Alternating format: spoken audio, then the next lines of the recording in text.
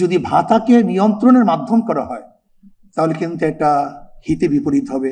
আজকে ওলামায়ে কেরামকে এবং ধর্মীয় যাজকদেরকে সম্মানিত করা হয়েছে, এর জন্য আমরা আনন্দিত, খুশি, এবং আমরাও মাননীয় প্রধানমন্ত্রীকে সম্মানিত করতে চাই। বাকি আমি মনে করি ওলামায়ে কেরামের সম্মান বেশি হবে যদি তাদেরকে স্বাধীনভাবে কথা বলতে দেওয়া হয়। কোরআন ও হাদিসের খেলাফ যতক্ষণ তারা কথা না বলবে ততক্ষণ পর্যন্ত যেন তাদেরকে বাধা না দেওয়া হয়, আমার একটা প্রস্তাব। নাম্বার 2, আজকে একজন ইমামকে দেখা যায় সভাপতি সাহেব সালাম না দেওয়ার কারণে তাকে বিদায় দিয়ে দেয়, এটা সম্মানিত না করার কারণে তাকে বরখাস্ত করে, হয়তো বাজারটা ঠিক মতো মুয়াজ্জিন সাহেব সেক্রেটারি সাহেবের বাড়ি পৌঁছানো না কারণে তাকে বরখাস্ত করে দেয়।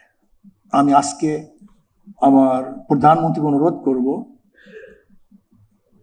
একটা নির্দিষ্ট নীতিমালা থাকা চাই যে কোন কারণে তাকে বরখাস্ত করা হবে।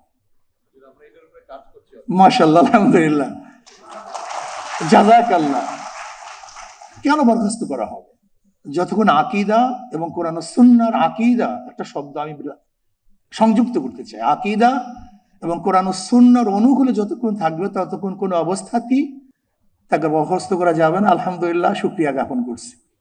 নাম্বার 3, যদি আপনি সম্মানিত করতেছেন ওলামায়ে কেরামকে, তাহলে আমি বলবো যে কমপক্ষে যারা চাকরিতে অন্তর্ভুক্ত হবে তাদের চরিত্রের সার্টিফিকেট যেন এই ইমাম থেকে নেওয়া হয়, এই এলাকার ইমাম থেকে, যে 5 ওয়াক্ত নামাজ পড়ি কিনা, তার আদর্শ ভালো কিনা।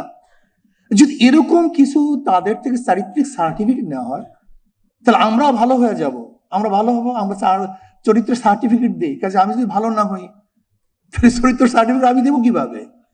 কাজে আমাকে আগে চরিত্রবান হতে হবে, তারপর আমাকে চরিত্রের সার্টিফিকেট দিতে হবে।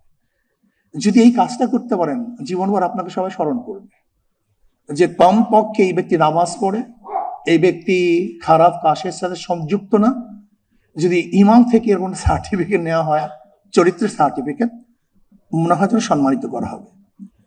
আর একটা কথা বলি, শেষ করব, যে আজকে সম্মানিত ভাতা যেন নিয়ন্ত্রণের কোনো মাধ্যম না হয়, যে সরকার যেন ইমাম এবং মুয়াজ্জিনদের নিয়ন্ত্রণ না করে, বরং এটা সম্মানিত ভাতা সম্মানিত হিসেবে থাকে। যদি ভাতাকে নিয়ন্ত্রণের মাধ্যম করা হয় তাহলে কিন্তু এটা হিতে বিপরীত হবে। আল্লাহ আমাদের সবাইকে দ্বীন ও ইসলাম অনুযায়ী চলার এবং মানার তৌফিক দান করেন। সবাইকে ধন্যবাদ।